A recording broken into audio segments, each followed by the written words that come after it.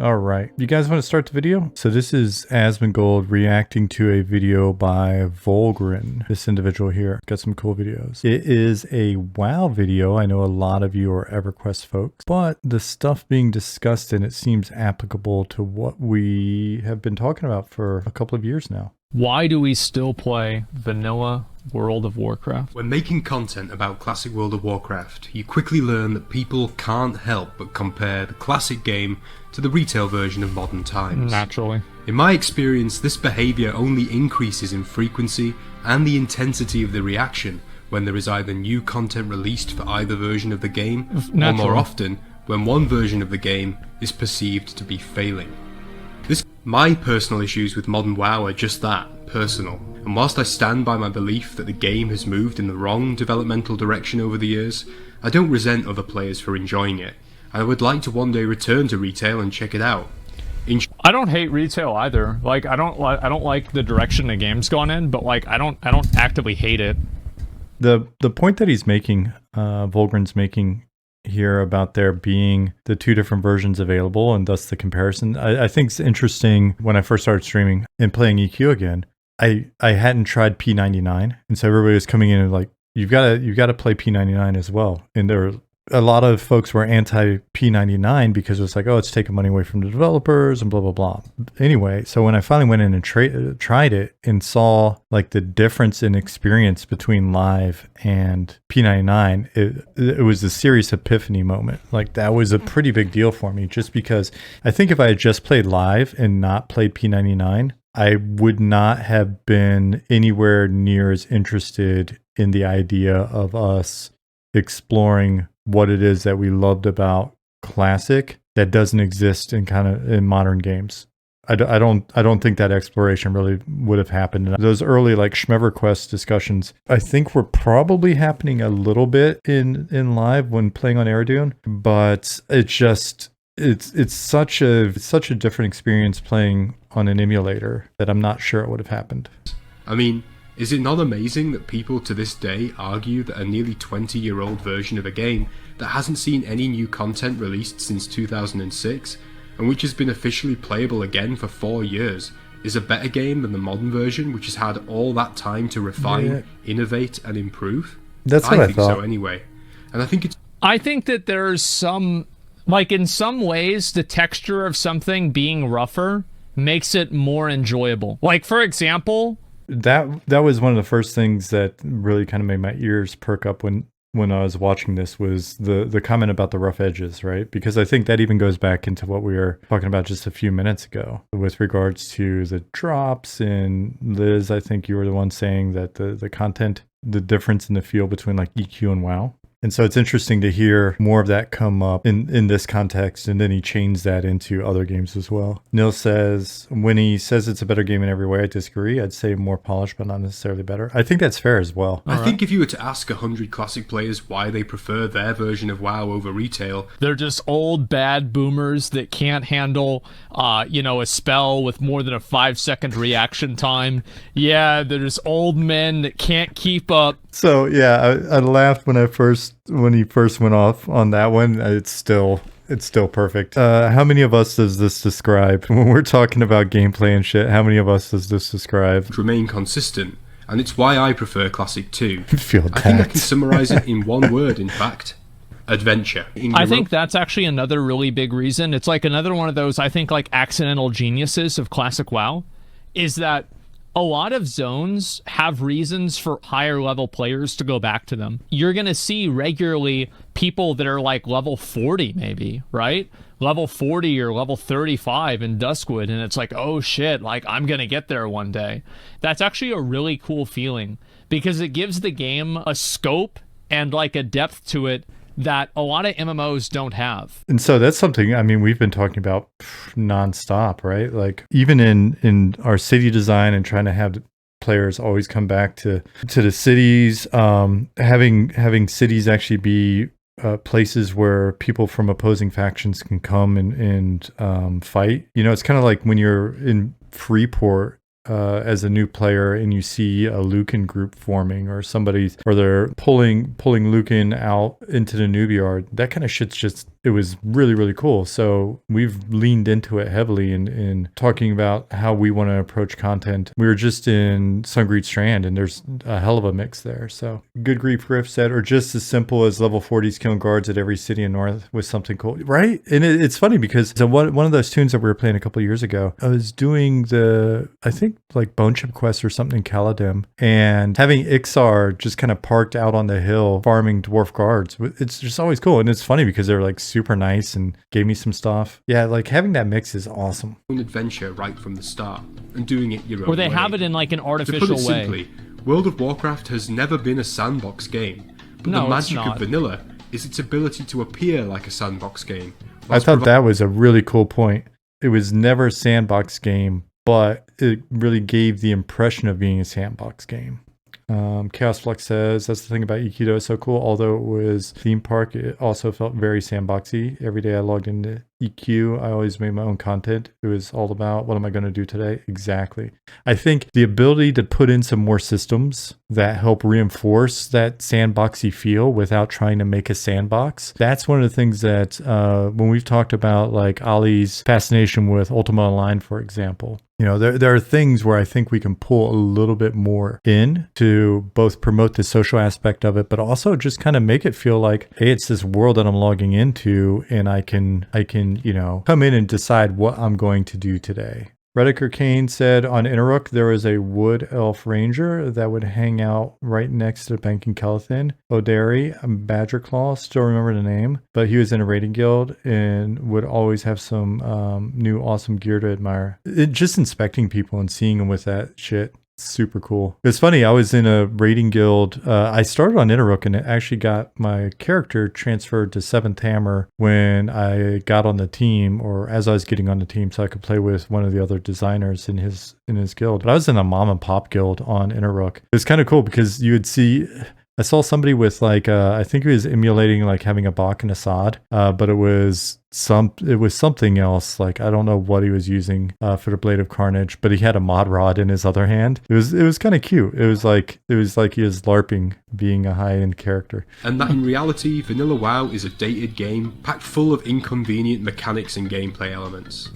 And to an extent, They're right. It's completely inconvenient. There's a lot of really annoying things to it, and there's a lot of really stupid stuff. The mastery over those stupid things and the reward for getting the mastery over it is very high. It's an easy game that rewards knowledge and preparation much more than individual player dexterity or reaction time. And because of that, it has a different audience of people that want to play it, because a lot of people maybe don't want to play a game that's like super high reaction. So he's hitting two different points here that we are always talking about, right? We're always railing on these two things. This is integrated in everything we're talking about: itemization, inventory, weight, stamina, dark being very dark, and you needing light sources, right? These are all these problems that we're posing. I think it was Super Bits and Bob who had mentioned in one of his videos months and months ago, the way he saw that the thing he liked about early EQ was that it posed all these problems that you could solve in any number of ways. Right? Because it's like, okay, it's dark as shit in our game. Cool. Well, you can get a light source. You can, if it's just you're outdoors and maybe it's a matter of timing, you know, go do other shit and then come back out and adventure during the day. You could get a buff applied to you that gives you like temporary infravision or something, right? But there are a number of ways to deal with that. Group with somebody that's got a light source.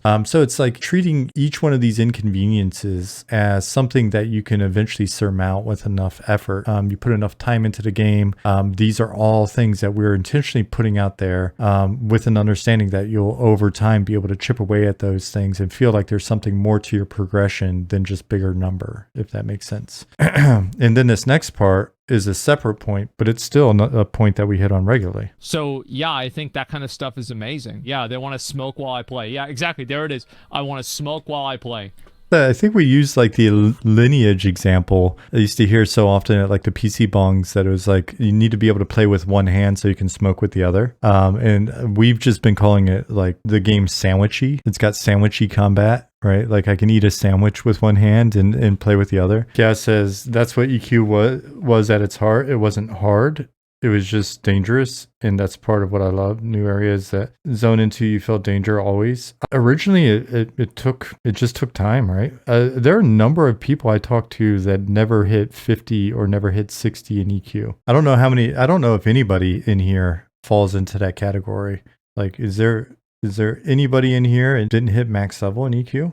None of you are going to admit to it, but okay, a couple people did. Clism said several level 34s on P99, alt-holic, but never max level. Alts were more fun when you have a huge variety of low-level zones. EQ is good at that. That's something that, again, has been coming to mind a lot when we look at the amount of content that we have just in our little proof of concept zones, right? And so it's starting to picture, what does the world look like if we do every region with this density of content? And to me, it just kind of seems cool because I could make a new alt and play through levels 1 through 50 again, 1 through 60 again, and have that just be a very different place, different experience. So in short, like any great adventure, vanilla constantly throws inconvenient problems your way. BRD is the best figure out engine your ever own made. solutions, and it does so in a way which feels consistent and authentic to an actual virtual world. I like the fact that Volgren basically describes it as you're logging into a world. It was when I was on the EQ team, we caught a lot of shit internally. Because at the time they were working on Star Wars Galaxies. And so like, if you look at UO and you look at Star Wars Galaxies, those are more, they're sandboxes. So they feel like virtual worlds. And then everybody was reading Bartle's book. So there's a lot of like discussion of virtual worlds and how EQ wasn't a virtual world, right? But it's funny because as MMOs have progressed, they've become even less and less and less virtual worlds that you can then point back to a game like EQ or Vanilla WoW and be like, wow, that feels a lot more like a virtual world. So it's just kind of funny how the window shifts over time. But yeah, I like Volgren's emphasis on it being a world and you having agency. I think that's super important. It's definitely something we've been talking a shitload about. Vanilla requires a certain tolerance, dare I say it, even an appreciation for pain that some people quite understandably don't share. Back when it was current content and Blizzard was eagerly trying to draw in more and more new players, these issues were seen less as an essential component of creating an immersive virtual fantasy world, and more as flaws, which ideally... This is one of the reasons why I think Wrath of the Lich King wasn't as good as people think it is. I think Wrath of the Lich King had peak class design, but in terms of the way the game played, I think it was much more shitty. Basically, like Wrath of the Lich King fixed a lot of the problems that made the game good. I love that statement. Wrath of the Lich King fixed a lot of the problems that made the game good. It feels like a juxtaposition, but having worked on EQ where we were fixing a lot of the problems, right? Like, because I was there from essentially Luckland through Omens, minus gates, Luckland through Omens, and we were just like so busy fixing problems that ultimately detracted from the overall experience. In hindsight, it just made it into a different game, unfortunately. I think also the issue is that classic WoW made people interact with each other. And I think you need to do that. Because most people that play MMOs, I think, are just kind of like, they just kind of want to do their own thing and not talk to anybody or do anything. They just want to play the game by themselves, and that's it. You have to find a way to get people like that out of their shell. And I remember like my mom, who is like one of the most antisocial people I've ever known. She made friends in Vanilla WoW, and she never made any friends after Wrath of the Lich King. And she had tons of like stories of like her guild and like drama that would happen in her guild. And it was just like the typical WoW guild drama where it's like the wife of like the main tank is like a moonkin that doesn't use moonkin form, and it's just like all this really stupid stuff. But you remember, like I remember one time, for example, I woke up for school, and this is like I was in 11th grade, so it was Vanilla WoW, and she had just gotten up, and she's all excited. She's like, I'm like, what are you doing? She's like, I'm getting ready to do Dire Mall. So I went to school. I came back from school 8 hours later. Come back, and I'm like, hey. I'm like, so what's for dinner? What do you think about for dinner? She's like, I don't know. Like, just get whatever you want. I don't really care. It's like, at this point, it's been like fucking like 11 hours in Dire Mall. And I look at her, and everybody is dead. And it's the ramp up. I still remember this. It's the ramp up to the final tribute room for Dire Mall North. And she's just had enough. And I remember after that dungeon, she said, I will never do Dire Mall again in my life. It was interesting both as a player and a GM running into some of those stuff. I was about to say, I remember like a collection of smaller guilds who had basically been doing something like a 14-hour CR in Fear, hit up my guild, and my guild sent a group, maybe 2 groups, to come in and help them get all their corpses and get out of there. But it was just like, I mean, we had long days though. Joxerte said, I remember doing corpse runs on my rogue in the hole. That's another thing that is just so cool, is the fact that you could help other people, right? Depending on your class, depending on your guild, or whatever resources you had available, you could actually help people that are having a pretty shit day.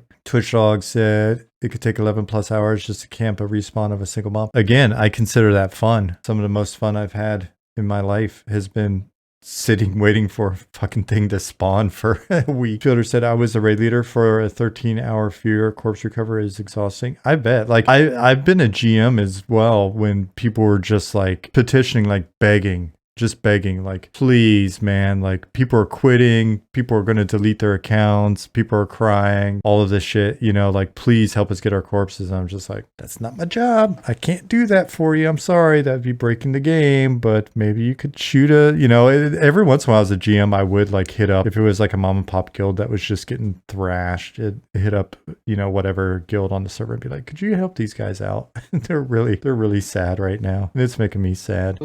Yeah, I hate this thing that like people are like, oh, the game gets good at a certain time. Dude, I was having fun playing vanilla WoW in like the first zone. It was immediately fun for me. Achievement of vanilla WoW was that Blizzard the game starts at level 1, not max level. That's something we've been talking a lot about. I think you've probably heard it from all of us, right? The game should start at level 1. Sinowin said they made WoW appeal to people who didn't like MMOs. Such an accurate statement, and the main problem with the genre today.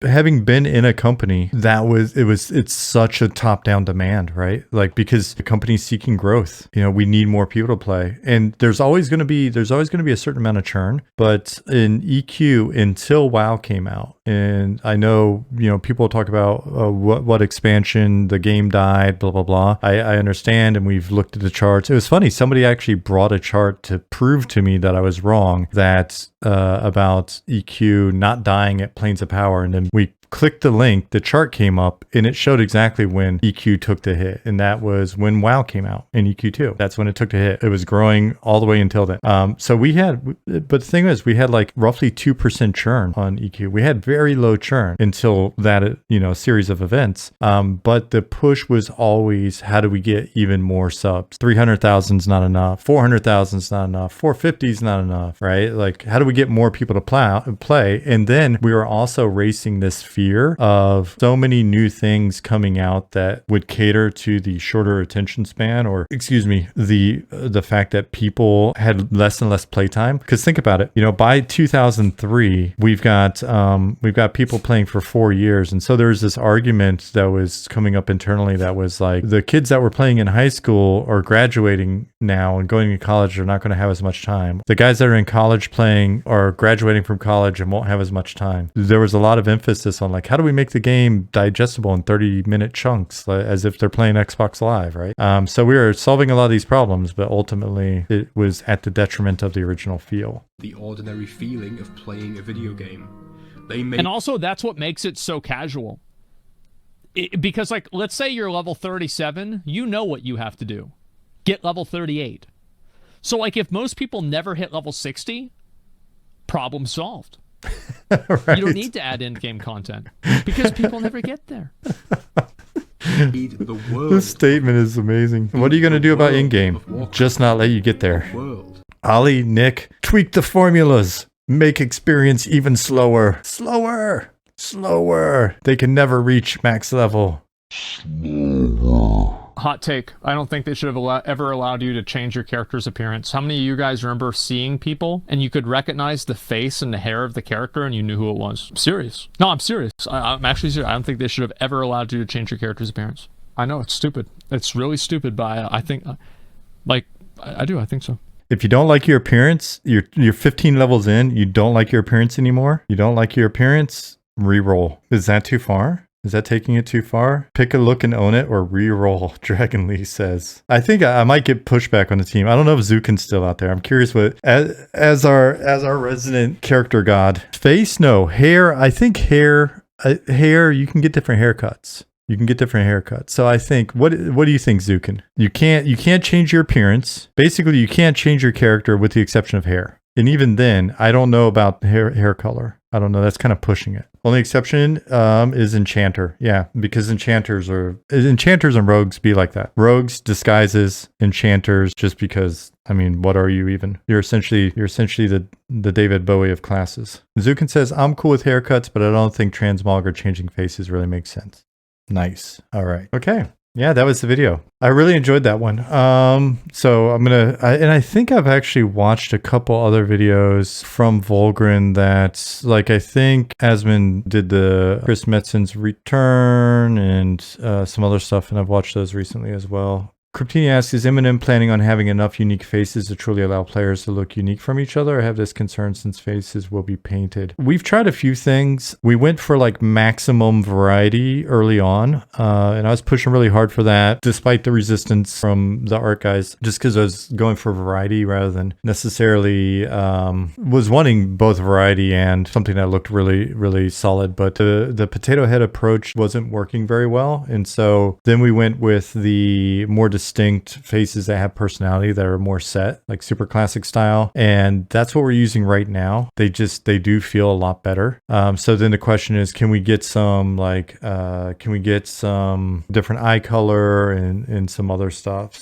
So we'll look at, there'll always be a push to try to get as much customization in as possible, but we want it to be something that we feel looks good. Papa Gurka says, do you guys think you'll implement a hardcore server? Probably not a hardcore server, but we've already got a hardcore and self-found implemented as game modes within our game. We've got them in, and you can just activate them by essentially talking to an NPC. Jotted down some quick notes for some gods and kind of like almost like a saint type individual, demigod, that would be affiliated with those modes, and so potentially be incorporated into kind of like a religious part of our religions. So we'll play with that some more as well. But at a minimum, we've got the modes in already.